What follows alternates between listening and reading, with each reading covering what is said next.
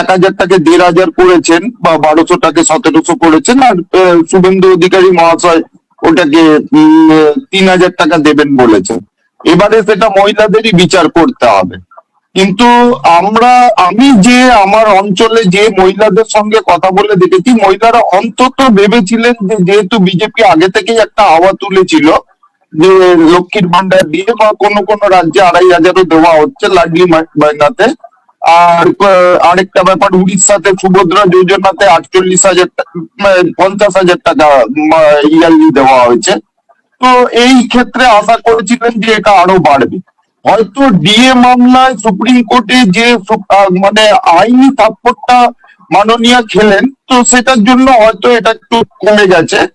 তবে আজকে সেই প্রসঙ্গে বলে রাখি, রাজ্য সরকারি কর্মচারীদেরও অভিনন্দন, কেন তারা এতদিন যে ঘেউ ঘেউ বা ফেউ ফেউ করছিলেন না, সেটা প্রমাণিত হলো। আসল কে ঘেউ ঘেউ বা ফেউ ফেউ আসল কে বা কারা করছিল সেটা আর আমি বলছি না ভদ্রতার খাতিরে। যাই হোক, এটা হলো একটা ব্যাপার।